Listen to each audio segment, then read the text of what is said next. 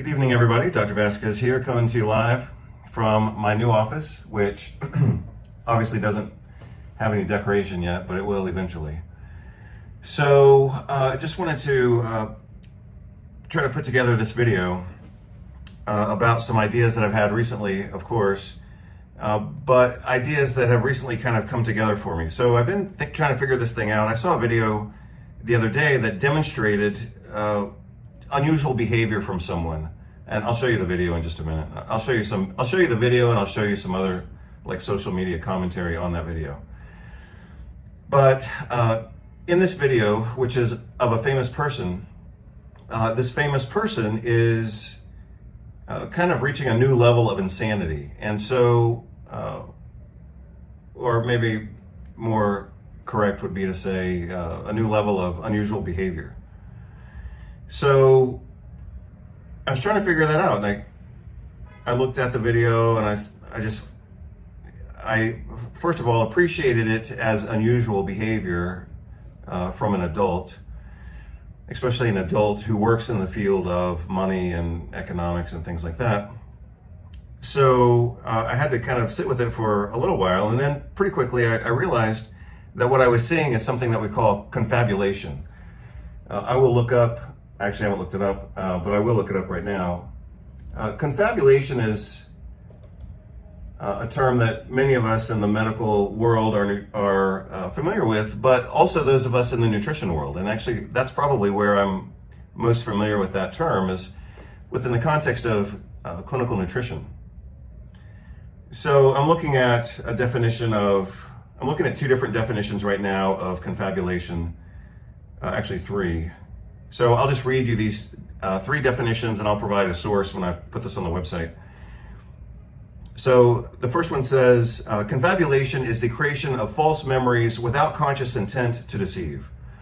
So as Harry Frankfurt famously said in his book on bullshit, Henry Frankfurt is or was a professor emeritus of philosophy at Princeton, I believe.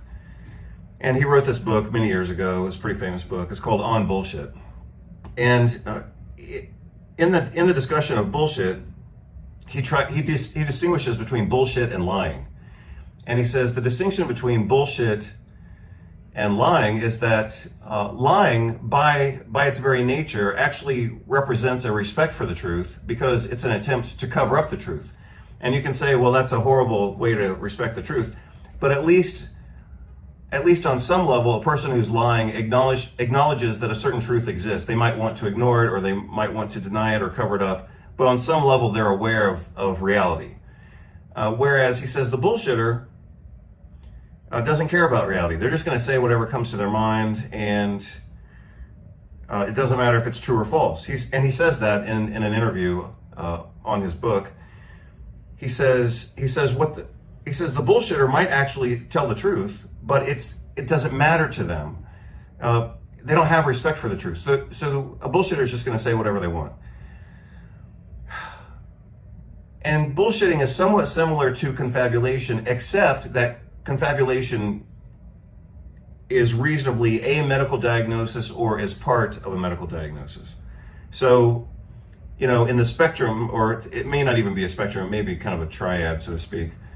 But you've got liars who know what the truth is and try to cover it up or deceive it or distract away from it. That's lying. Then you've got bullshitters who will just say whatever works for them. It could be the truth, it could be false, it doesn't matter. They're just gonna say whatever they want you to think and feel and see and understand, so that you'll think that they're the greatest or whatever. That's bullshit. But confabulation is different. And again, I'll read you these definitions. Confabulation is the creation of false memories without conscious intent to deceive. It's not a deliberate lie, but rather an unintentional filling of memory gaps with fabricated or distorted information. Another definition says, confabulation is a memory error consisting in the production of fabricated, distorted, or misinterpreted memories about oneself or the world. Fabricated, distorted, or misinterpreted. And then here's another, I guess I'll go with two more since these are somewhat official medical definitions. Confabulation is a neuropsychiatric disorder wherein a patient generates a false memory without the intention of deceit. So it's kind of like, I guess this would be the distinction. A bullshitter is going to say whatever comes to their head because they want to influence your thoughts. So they could tell the truth, they could tell a lie. Truth and reality doesn't matter to a bullshitter. They're just going to say whatever they want. Again, that's coming from Henry Frankfurt, PhD, philosophy. I don't know if I said psychology earlier, but it's philosophy.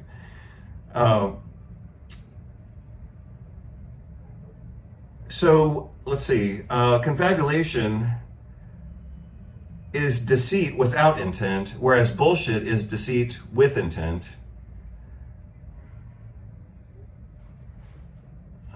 But it could also be the truth with intent. Whereas a liar, by definition, of course, will have to say a few things that are true, but mostly they're trying to protect or distract away from whatever a certain truth is. Here's another here's a Cambridge Dictionary definition. Let's see what it says here. I have to open up the page. Confabulation. No, they just give examples, sorry. So here it says, the medical definition is a problem that makes someone produce false memories about events. It doesn't have to be memory like in the past. It could be like right now. They could make it up in the present. So I don't know why they describe it as false memory about events or the false memories themselves. And here they say, confabulation differs from lying in that the person is not consciously attempting to deceive. But it is I think more emphasis in these definitions should be given to the fact that confabulation is representative of a brain disorder. Now, it could be its own brain disorder, I guess, or its own symptom, but it usually has an underlying primary problem. And confabulation is kind of a secondary manifestation. Confabulations are artificial constructions of our own design. That's not a good definition. It says built around particles of retained experience. And I don't know, I guess maybe that's okay. But basically it just means that someone's just kind of reaching and pulled stuff out of the air and putting it together, and it doesn't make any sense. So we've all seen a certain individual who's very popular in all types of global news and national news and whatever else. We've all seen this particular person talk in a way that makes no sense. But now that nonsense has gone to another level recently. And so in the past, with this particular person's confabulation or confabulations, we could say that his confabulations were of a narcissistic origin, because apparently narcissists are famous for confabulating, because that's how they maintain this shell or facade or illusion of their grandiosity and self-importance. So I will also include the diagnostic kind of characteristics, not necessarily criteria, but characteristics of narcissistic personality disorder. These characteristics, of which I'm looking at 9 of them, and I'll put these on the website with the reference source here. Symptoms of narcissistic personality disorder include sense of self-importance, preoccupation with power, beauty, or success, sense of entitlement, can only be around people who are important or special, at least that's what they think, interpersonally exploitative for their own gain, arrogant, lacking empathy, must be admired, and envious of others or believe that others are envious of him or her. So this particular person, who I'm again going to demonstrate in just a minute with some examples from his own words, this particular individual within the relatively recent past was accused of sexual assault, and in his mind, his way of defending himself from the charge of sexual assault, even though he admitted that it happened, He said, well, it was such a great experience for her that she fainted from pleasure, or something like that. She fainted from great emotion. That's what he said. And that's classic narcissism for two reasons. One is he's showing lack of empathy, and he's also showing that he has the right to exploit another person. In this case, it was a woman. He has the right to exploit her because it's going to be for her own good. She's going to get so much pleasure out of being sexually assaulted that she will faint from the pleasure of the experience, according to him.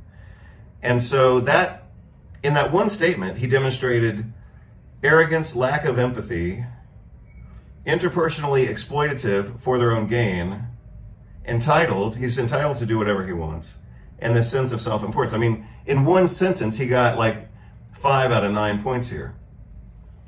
So this particular, again, individual has a long history of just saying things that are completely absurd, but to his advantage.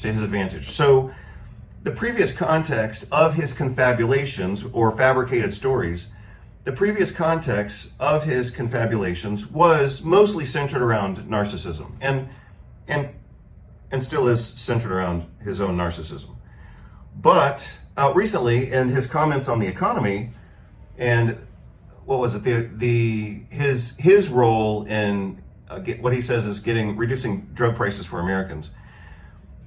Recently, what I perceived in his commentary was that it was just getting more bizarre and more absurd. So it's still self-serving.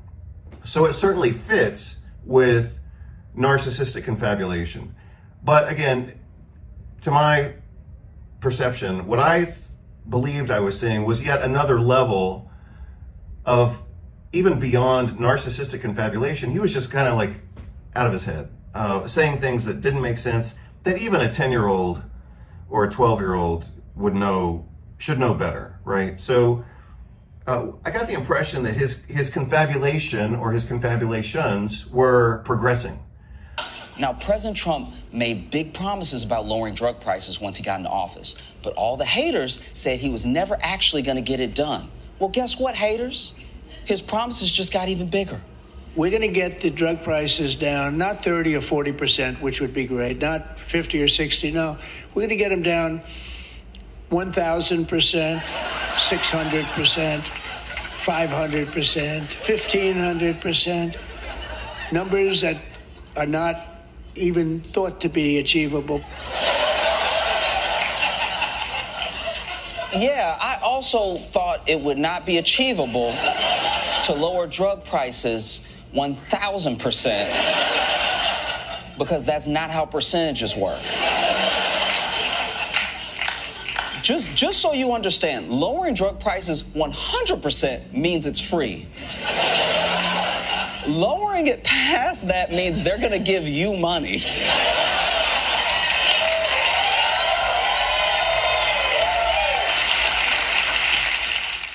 So, reasonably, if a person has narcissistic personality disorder, we might assume that their confabulations could be, obviously, by definition, it's somewhat exaggerated and self-serving, but you might expect them to be stable over time.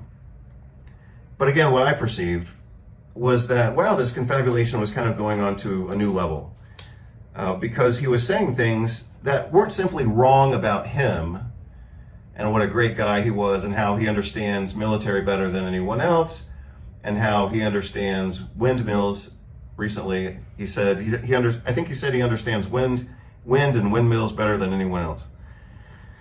So that's a narcissistic confabulation.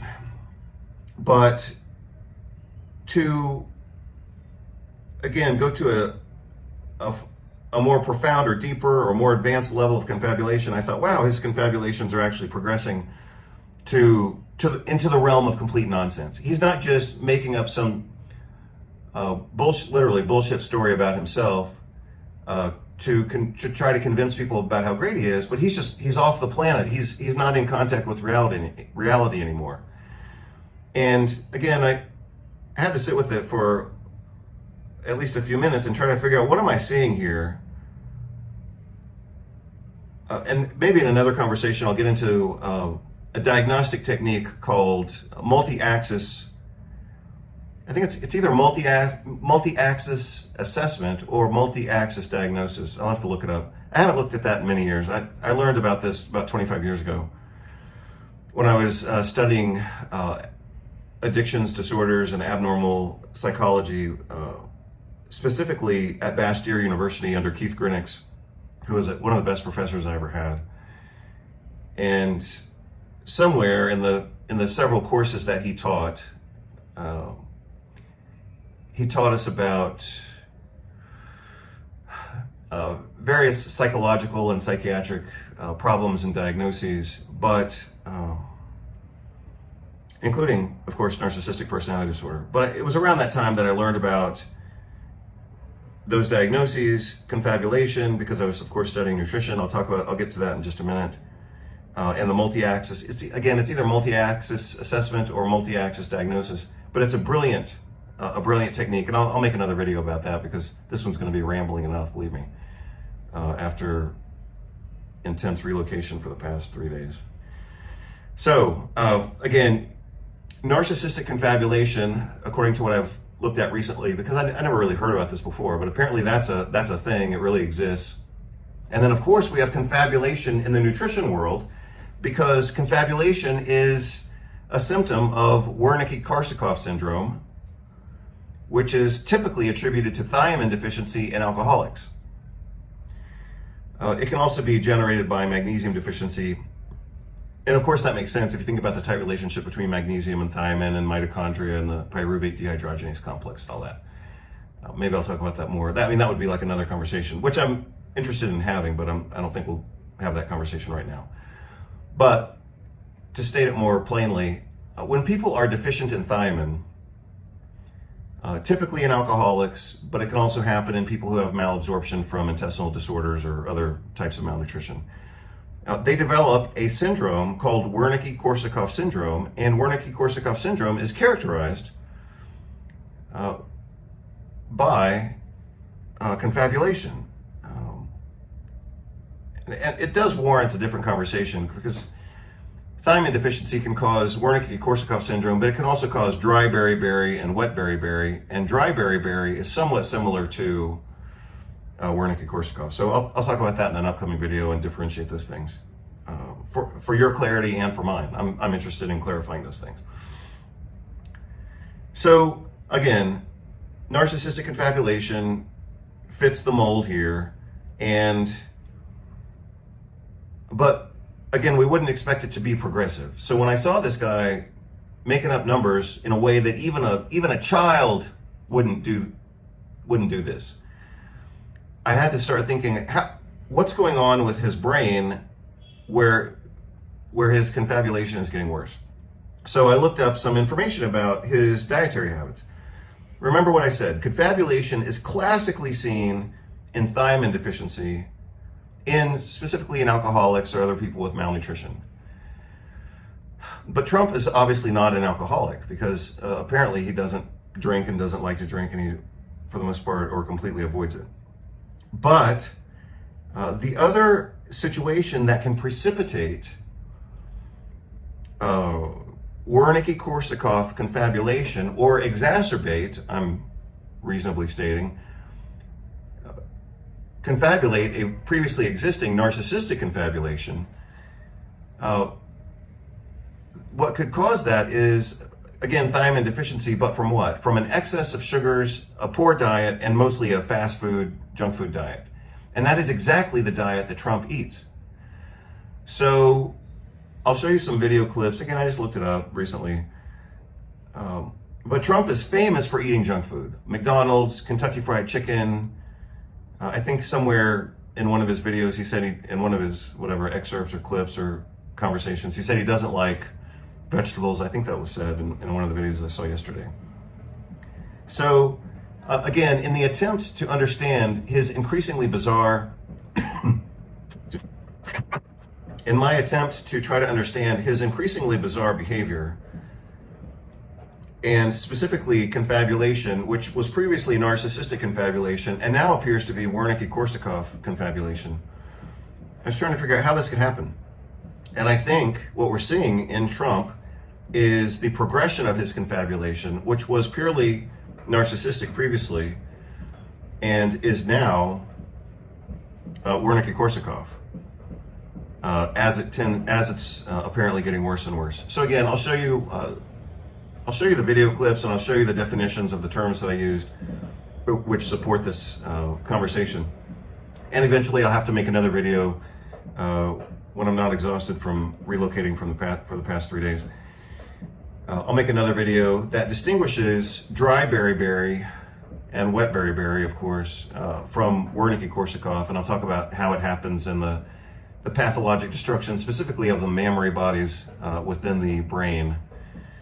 And I'll try to put that together in a way that's a little bit more prepared than this spontaneous video. But again, I wanted to kind of, for those of you who maybe were a little confused about this, like I was, I saw this video of Trump babbling about he says he's going to lower drug prices by 1,500%. Well, that's impossible.